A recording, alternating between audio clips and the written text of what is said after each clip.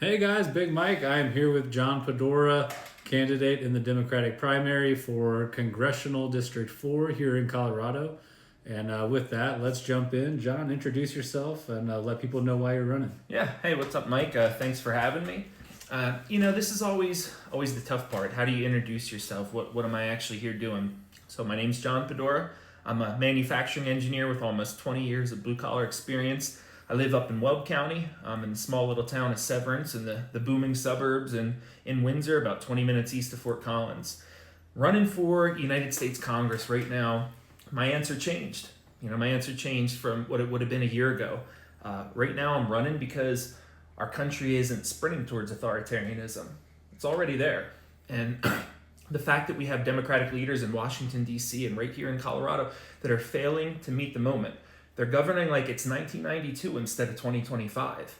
So I'm here to bring my progressive message of economic working class populism to disrupt the status quo, to bring generational change to the moment that we're in, to avoid this fascist takeover of our country, to fight for progressive policies like guaranteed universal health care, affordable housing initiatives, a clean energy transition, ending the forever wars, stopping the genocide that's happening in Gaza, placing an immediate arms embargo on Israel, who's violating humanitarian law with the help of the Democratic Party day in and day out. So I'm running for Congress not as a vanity project, not to get rich like so many other people, but to disrupt the system and make it work for working people again.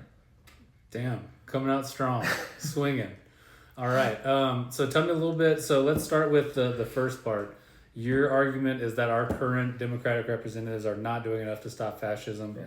In the fight against fascism, what would you do differently? What would your battle tactics look like? My battle tactics would be anything and everything at my disposal, possibly. Like, too many people are letting the media just get away with everything. The media's helping Trump. They're whitewashing the narrative, everything that's going on.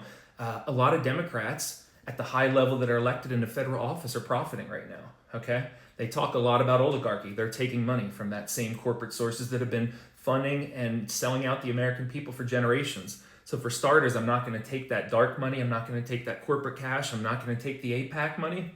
I'm going to take money like I am right now, $20 an average donation from everyday people to let them know that I actually stand with them. But if I actually got to Washington, D.C., I would reach across the aisle. That's not dead. A lot of our dividers in America right now want you to believe that we have nothing in common, left, right, in the middle. That's bullshit. I work with people all around the country every single day. We all care about the same damn thing. Taxes are too high. We're not getting enough out of it. Our healthcare is too damn unaffordable. We can't afford our rent. We can't afford our mortgages. We're stressed out to go to the goddamn grocery store.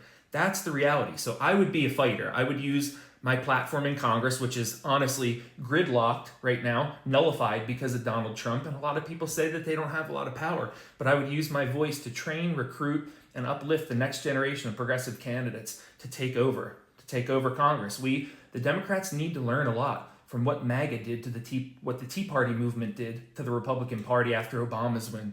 We need to take over the Democratic Party. That's the solution. I'm one person. I can't fix it all. But if I get into office and I start bringing people in like me and I have a platform and people start hearing what I'm saying, that's how we disrupt what's going on. So you mentioned reaching across the aisle. Is that to Republicans or is that to more progressive parties, the Working Families Party, the GSA? To me, it's all of the above. Like, the Democratic Party talks more often than not about being a big tent party, but they're not.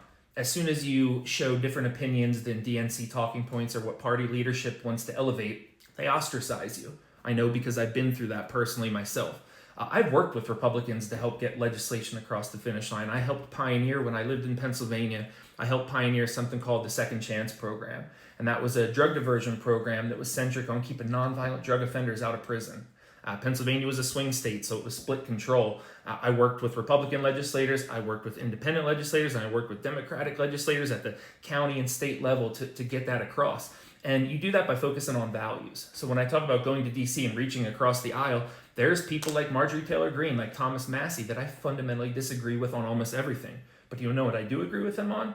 That Israel has bought out our government through corrupt APAC money, and that they want to see an immediate arms embargo, that they want to release the Epstein files, that there's common ground with some folks, even though it's the minority. And I don't see Democrats right now having the capacity to reach across the aisle to those few people to put your differences aside and to actually, push for real change. I've heard that a lot, especially going back to the Tea Party, when a lot of these people claim to be like the libertarian wing, the anti-war wing, but when it came down to it, they voted with Republicans over, stopping war or whatever every time. What's the difference you think you could make that would bring some of these, like, let's say, like people like Rand Paul, and actually get them to vote for their stated values instead of holding the Republican Party line? That's so hard. That's so hard even within the Democratic Party. I don't really know what the answer is to that, but I think right now we're at the threshold where politics as we know it is collapsing. The Democratic Party is collapsing. It has the lowest approval rating in modern United States history. There is a progressive takeover that's happening of the party. And that's what you're seeing right now, is that the corporate wing is fighting people like me from getting in there so hard, tooth and nail, because they know that we'll find the solutions. They know that we'll unite with people from all political parties. They know that we'll inspire people like us to run all over the country for office. So our biggest battle right now is standing up to leadership when I get in there and letting them know that I wasn't elected by them in New York or Washington, D.C. or wherever the hell they are. I was elected by people right here in Eastern Colorado. Gotcha. So controversial statement. Let's say, obviously, some of our Democratic leaders have failed to endorse Zohran Mamdani in New York. Where are you on that? And what is your stance on their lack of endorsement? I think it shows their true colors.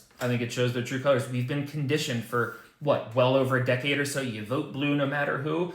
How many times did we watch Bernie Sanders get steamrolled by those corporate Democrats in 2016 and 2020? And guess what happened? All the bullshit that they talk about, that the Bernie bros didn't vote for Hillary, that's not true. Most of everybody voted for the Democratic nominee. Most of everybody got behind that nominee. So they've been preaching it to us for the last decade plus. But when it actually comes down, when somebody who is a Democratic socialist that really differs from their line of thinking and corporate centrist ideology, all of a sudden it's, we don't know each other too well and this and that. That's the donors talking. The reason that Hakeem Jeffries, that Chuck Schumer, that all these people refuse to endorse is because the donors are telling them, don't you dare endorse somebody that's a Democratic socialist, because that'll spread like a cancer throughout our country. They're afraid of what comes after this. So I think it just shows cowardice and hypocrisy.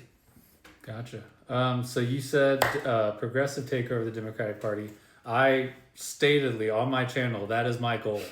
I am here highlighting progressive candidates like yourself. What's your message to the Bernie Bros, the DSA, the Working Family Party, the Revolutionary Communists? What's your message to them to try to bring them into this fold and try to take over this party from the inside? Yeah, my message is meet the damn moment. Like, put your differences aside, come together as one right now. There's a huge resistance happening within the Democratic Party. For too long, the word progressive has been like a curse word. Oh, John will never win, or this person will never win. They're too progressive. So the solution over and over has been, when Democrats lose big, like we did last year, let's run further towards the right. Let's run Republican light. Let's run former Republicans. Let's run people that are fake progressives that sit on podcasts and tell you, yeah, I'm the progressive candidate. Make no mistake, I'm the only progressive candidate in this race. Everybody else is faking it if they're telling you they're progressive. So my message is to DSA, to working families, to independents, to everybody, buckle up, show up. Let's take over this party. Look what the Tea Party movement was able to do to the Republican Party after Obama's election. They fundamentally transformed it within a few short years from the party of Mitt Romney and Paul Ryan and George W. Bush to the party of Donald Trump, to the party of J.D. Vance, to Ron DeSantis, to these people that were on the complete far right of the ideological spectrum.